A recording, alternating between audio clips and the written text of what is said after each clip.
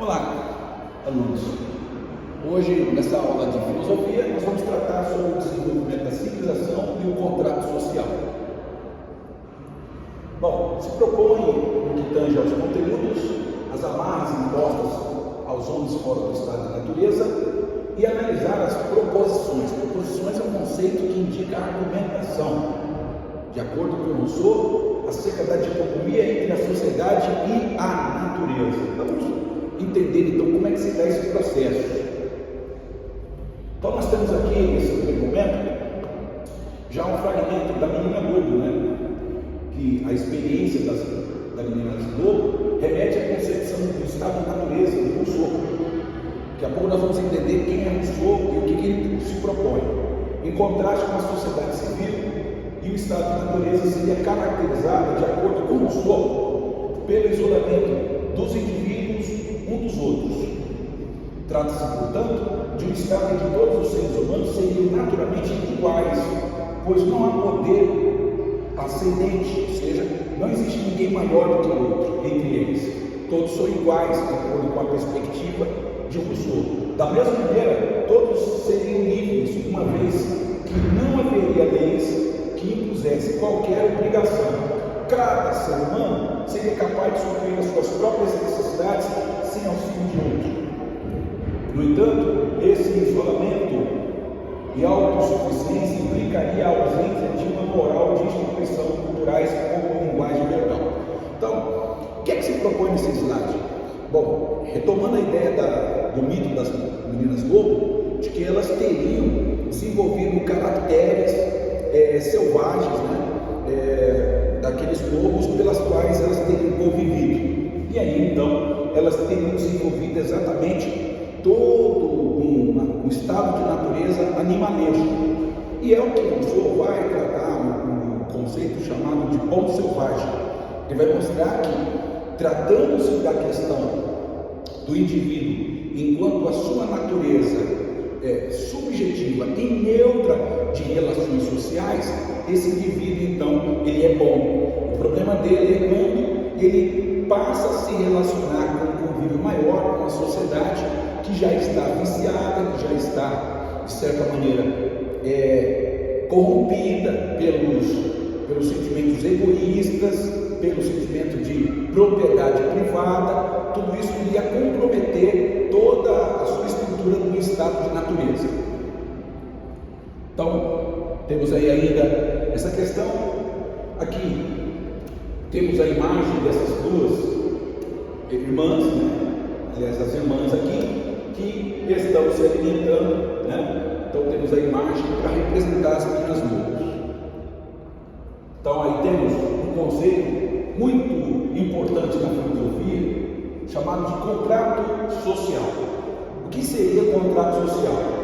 Contrato social, de acordo com Jean-Jacques Rousseau, argumenta que a sociedade civil é marcada pela imposição de amarras ou restrições às liberdades. Então veja, perceba, para os filósofos, principalmente contratualistas, a ideia principal norteia a questão da liberdade e muito mais efetiva e muito mais de viés funcionador vai ser o período iluminista, tá? Em que as liberdades do homem deverão ser certamente pregadas, anunciadas, declaradas, para que a sociedade consiga viver bem, tá? Segundo ele, no estado de natureza, os seres humanos vivem em harmonia com a natureza. Veja aquilo que eu falei, que enquanto o homem está ausente da sociedade, ele é um bom indivíduo, ele é um bom ser, ele é uma boa entidade que eu estou falando aqui no sentido filosófico, né, de substância. Então, ele é uma boa pessoa, né? E os seres humanos vivem em harmonia com a natureza, conservam a bondade que é inerente, ou seja, para Rousseau ele diz que o homem já nasce bom. Então, inerente quer dizer aquilo que nasce, aquilo que é inato, aquilo que é por estado de natureza. E não tem complexidade da sociedade civil, ou seja, ela não tem nenhum tipo de vícios que a sociedade civil não tem. Todavia, a transição para a vida em sociedade implica certas limitações às liberdades individuais. Então ele vai propor de que quando esse indivíduo se relaciona com essas sociedades, ele vai então ter que restringir a sua liberdade para que haja liberdade também do outro. É a questão ética, né? Então, eu sou livre desde que eu respeite a liberdade alheia, desde que eu respeite a liberdade do outro, tá? Bom, o que mais?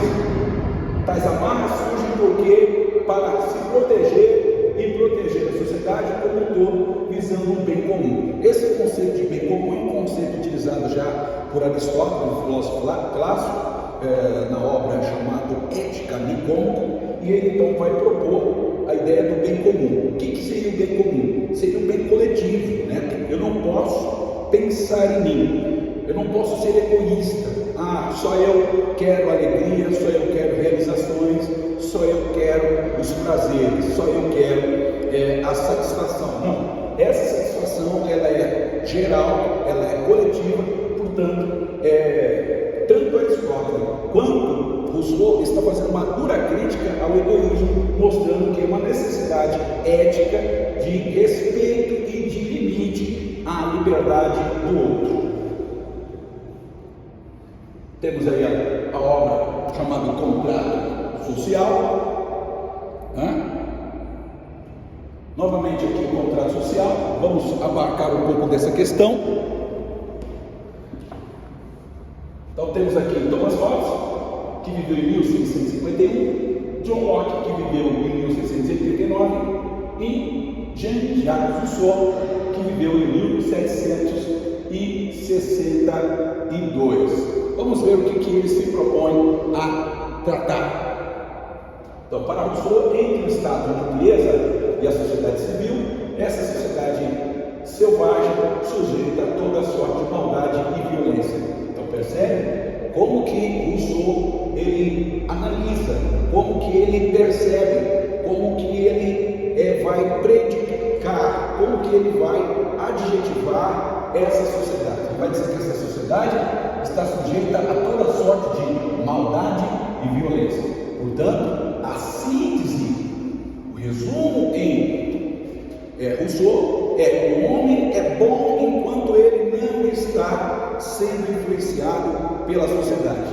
E por que esse homem, quando ele se relaciona, ele passa a ser mau? Porque a sociedade tem maldade e tem vícios, e para conviver com essa sociedade, necessariamente eu vou ter que flertar, eu vou ter que dialogar com a maldade e a violência.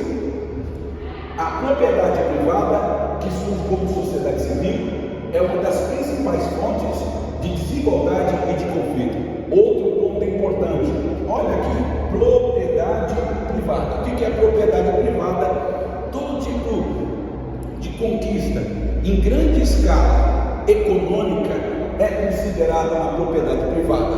Um carro, uma terra, uma casa, um apartamento, uma indústria, todos esses elementos pelos quais eu supracitei, significa que são propriedades privadas. Então, para o Rousseau, no momento em que o indivíduo passa a afirmar e dizer, essa terra é minha, ele vai então dizer que ali começa o início dessa maldade. Por quê? Porque se eu tenho um acúmulo de propriedades privadas, significa dizer que o outro não terá nada ou quase nada desses recursos de propriedades. Portanto, haverá uma desigualdade social. E ao haver essa desigualdade social entre pessoas muito abastadas, muito ricas e outras pessoas muito pobres, ela implicará necessariamente em conflitos, como greve, como todo tipo de luta, né? Enfim, então haverá essa desigualdade social e, portanto, consequentemente, ao conflito. Então veja que o Rousseau tem uma característica que a gente chama de democrática, né? Mais propriamente, atualmente a gente chamaria de uma posição social. Ele é um democrata, tá? ele é um democrata, mas essa veia, esse conceito democrático, ela pode ser amplamente associada ao que nós chamaríamos de socialismo. Então ele vê com muito mal os olhos a ideia de propriedade privada para uns e negação do outro, tá? E por fim temos as leis e instituições que restringem a liberdade natural do homem, né? As restrições, apesar de limitarem a liberdade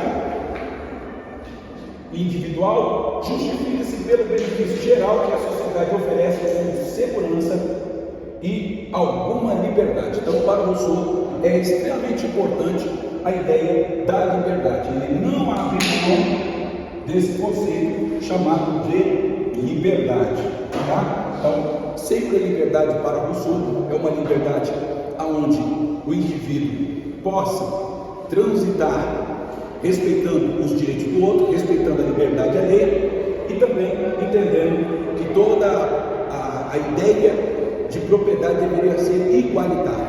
Bom, na próxima aula explicaremos melhor ainda mais outros filósofos e até a próxima aula, se Deus quiser. Deus em Cristo abençoe todos.